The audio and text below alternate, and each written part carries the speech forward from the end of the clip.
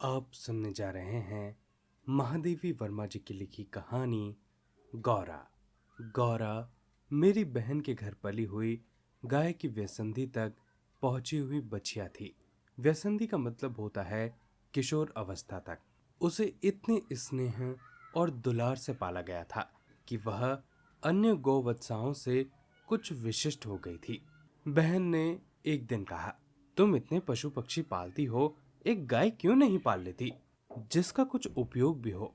वास्तव में मेरी बहन श्यामा अपनी लौकिक बुद्धि में मुझसे बहुत बड़ी है और बचपन से ही उसकी कर्मनिष्ठा और व्यवहार कुशलता की बहुत प्रशंसा होती रही है, विशेषतः मेरी तुलना में।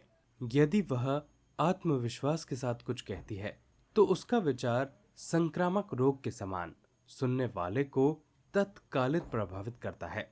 आश्चर्य नहीं, उस दिन उनके प्रतियोगितावाद संबंधी भाषण ने मुझे इतना अधिक प्रभावित कर दिया कि तत्काल उस सुझाव का कार्यान्वयन आवश्यक हो गया। वैसे खाने की किसी समस्या के समाधान के लिए पशु पक्षी पालना मुझे कभी रुचा नहीं। बकरी, कुक्कुट यानी कि मुर्गा, मछली आदि पालने के मूल उद्देश्य का ध्यान आते ही मेरा मन विद्रोह करने लगता है। पर उस दिन मैंने ध्यान पूर्वक गौरा को देखा। पुष्ट, लचीले पैर, भरे पुट्ठे, चिकनी भरी हुई पीठ, लंबी सुडौल गर्दन, निकलते हुए छोटे छोटे सींग, भीतर की लालिमा की झलक देते हुए कमल की दो अधखुली पंखुड़ियों जैसे कान, लंबी और अंतिम छोर पर काले सघन चामर यानी कि पंखे का स्मरण दिलाने वाली पूंछ, सब कुछ सांचे में ढला हुआ सा था। गाय को मानो इटालियन मार्बल से तराश कर उस पर ओप दी गई हो। स्वस्थ पशु के रोमों की सफेदी में एक विशेष चमक होती है। गौरा की उज्ज्वलता देखकर ऐसा लगा मानो उसके रोमों पर अब्रक का चूर्ण मल दिया गया हो। अब्रक एक तरह की धातु होती है जिसमें चमक होती है, जिसके कारण जिधर आलोक पड़ता था उधर विशेष चमक उत्पन्न हो जाती थी। गौरा को देखते ही मेरी गाय पालने के संबंध में दुविधा निश्चय में बदल गई। गाय जब मेरे बंगले पर पहुंची तब मेरे परिचितों और परिचारकों में श्रद्धा का ज्वार सा उमड़ आया। उसे लाल सफेद गुलाबों की माला पहनाई गई, केसर रोली का बड़ा सा टीका लगाया गया, घी का चौमुख दिया जलाकर आरती उतारी गई और उसे दही पेड़ा खिलाया गया। उसका नामकरण हुआ गौरांगिनी या गौरा। पता नहीं इस पूजा अर्चना का उस पर क्या प्रभाव पड़ा, परंतु वह बहुत ही प्रसन्न जान पड़ी। उसकी बड़ी चमकीली और काली आंखों में जब आरती के दिए की लौ प्रतिफलित होकर झिलमिलाने लगी तब कई दियों का भ्रम सा होने लगा। जान पड़ा जैसे रात में काली दिखने वाली लहर पर किसी ने दिए प्रवाहित कर दिए हों। गौरा वास्तव में बहुत प्रिय दर्शन थी। वह देखने लायक थी, विशेषतः उसकी काली बिल्लौरी आंखों का तरल सौंदर्य तो दृष्टि को बांधकर स्थिर कर देता था। चौड़े उज्जवल माथे और लंबे तथा सांचे में ढले हुए मुख पर आंखें बर्फ के नीचे जल के कुंडों के समान लगती थी।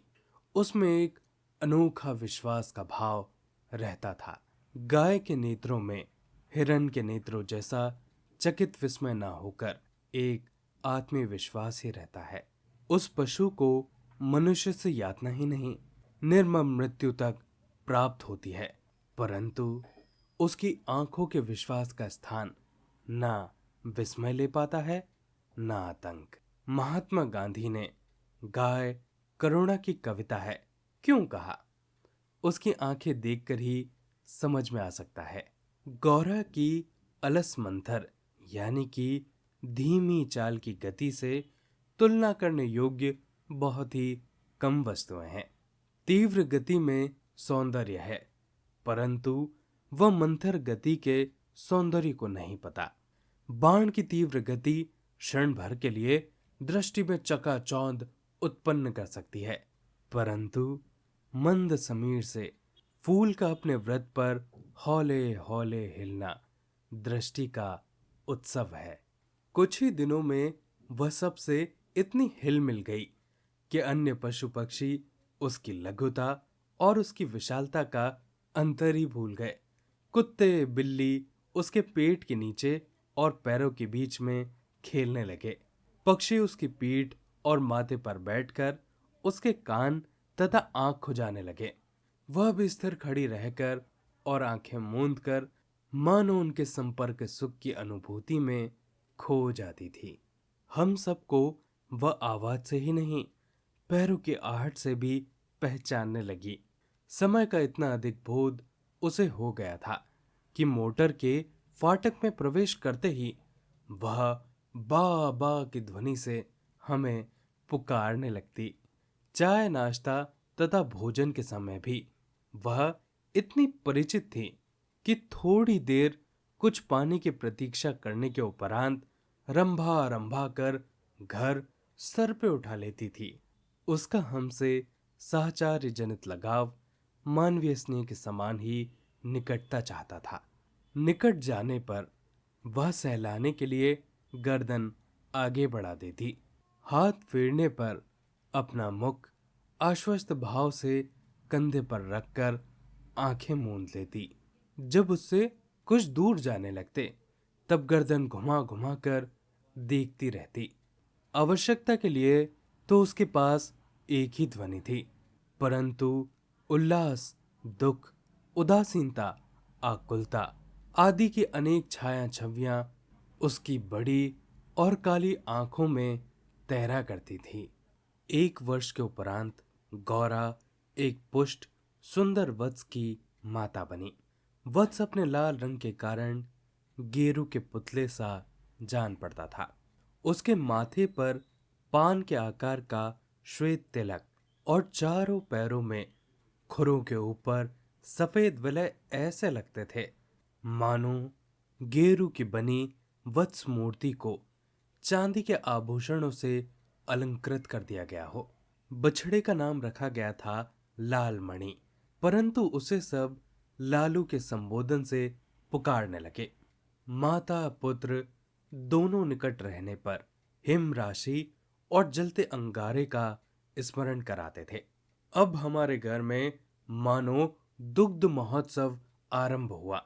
गौरा प्रातः सायं 12 सेर के लगभग दूध देती थी, अतः लाल मणि के लिए कई सेर छोड़ देने पर भी इतना अधिक शेष रहता था कि आसपास के बाल गोपाल से लेकर कुत्ते बिल्ली तक सब पर मानो दूधो नहाओ का आशीर्वाद फलित होने लगा।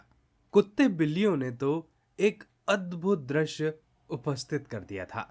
दुग्ध दोहन के समय वे सब गौरा के सामने एक पंक्ति में बैठ जाते और महादेव उनके आगे उनके खाने के लिए निश्चित बर्तन रख देता। किसी विशेष आयोजन पर आमंत्रित अतिथियों के समान वे परम शिष्टता का परिचय देते हुए प्रतीक्षा करते रहते।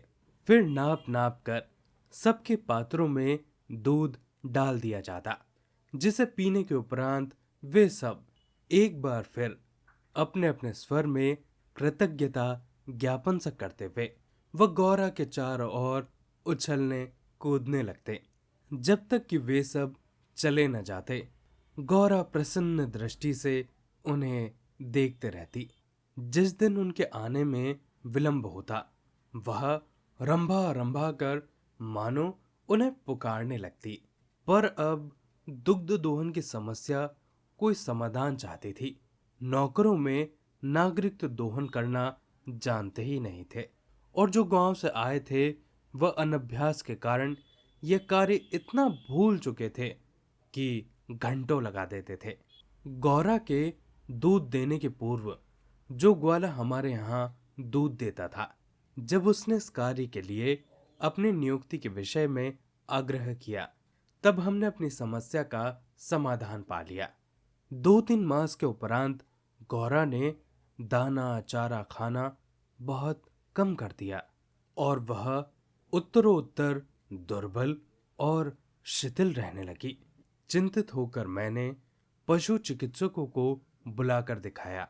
वे कई दिनों तक अनेक प्रकार के निरीक्षण, एक्सरे आदि द्वारा रोग का निदान खोजते रहे।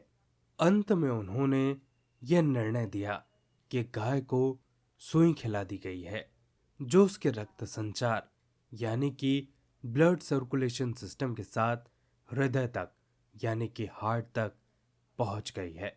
अब सुई गाय के हृदय के पार हो जाएगी, तब रक्त संचार रुकने से उसकी मृत्यु निश्चित है। मुझे कष्ट और आश्चर्य दोनों की अनुभूति हुई। सुई खिलाने का क्या तात्पर्य हो सकता है? दाना चारा तो हम स्वयं देखभाल करके देते हैं, परंतु संभव है सुई उसी में चली गई होगी।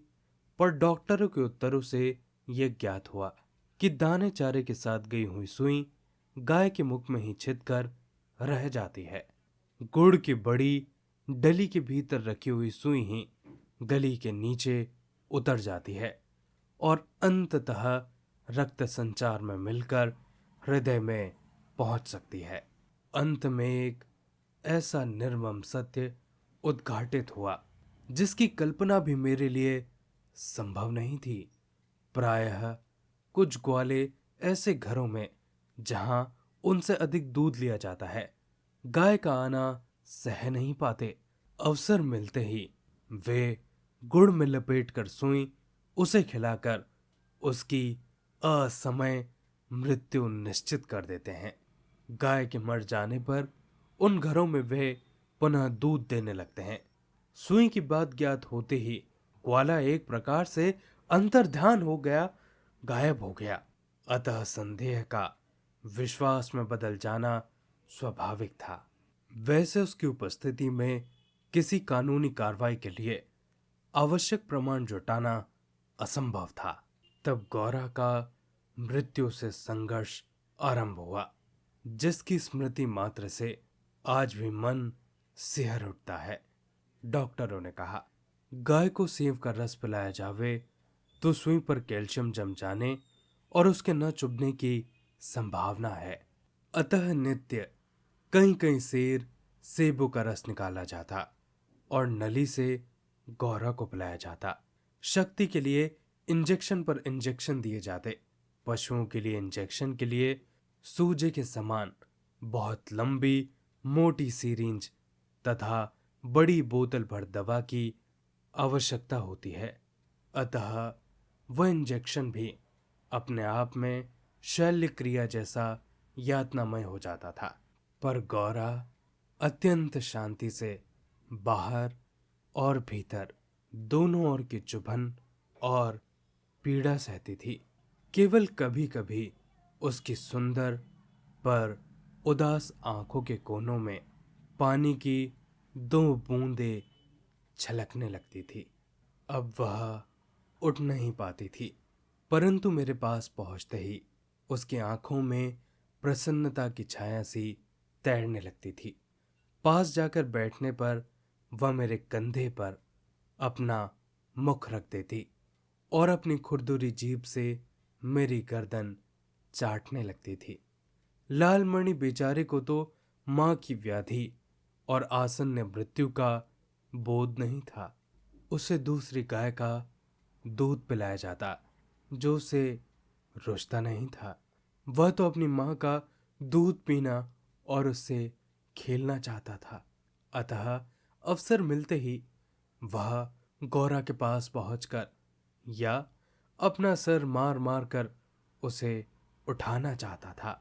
यह खेलने के लिए उसके चारों ओर उछल कूद कर परिक्रमा ही देता रहता। मैंने बहुत से जीव जंतु पाल रखे हैं, अतः उनमें से कुछ समय असमय विदा देनी ही पड़ती है, परंतु ऐसी मर्म व्यथा का मुझे स्मरण ही नहीं है।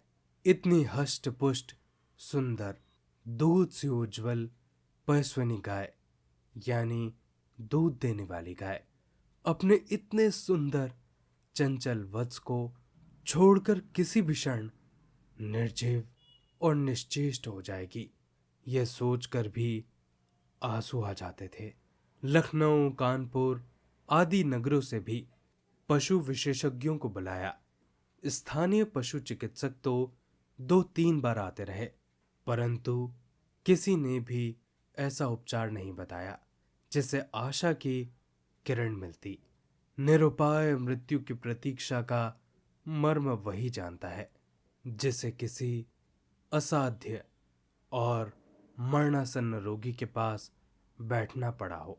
जब गौरा की सुंदर चमकीली आंखें निष्प्रभ हो चली और सेब का रस कंठ में रुकने लगा, तब मैंने अंत का अनुमान लगा लिया। अब मेरी एक ही इच्छा थी कि मैं उसके अंत समय उपस्थित रह सकूं। दिन में ही नहीं, रात में भी मैं कई कई बार उठकर उसे देखने जाती रही। अंत में एक दिन ब्रह्म मुहूर्त में 4 बजे जब मैं गौरा को देखने गई, तब जैसे ही उसने अपना मुख सदा के समान मेरे कंधे पर रखा, वैसे ही एकदम पत्थर जैसा भारी हो गया और मेरी बाह से सरक कर धरती पर आ गया। कदाचित सुई ने हृदय को भेद कर बंद कर दिया। अपने पालित जीव जंतुओं के पार्थिव अवशेष मैं गंगा को समर्पित करती रही हूं। गौरांगिनी को ले जाते समय मानो करुणा का समुद्र उमड़ आया, परंतु लाल मणि इसे भी खेल समझकर उछलता कूदता रहा। यदि दीर्घ निश्वास का शब्दों में अनुवाद हो सकता तो उसकी प्रतिध्वनि कहेगी, आह मेरा गोपालक देश। दोस्तों, ये थी पूरी कहानी। आप सुन रहे थे महादेवी वर्मा जी की कहानी गौरा।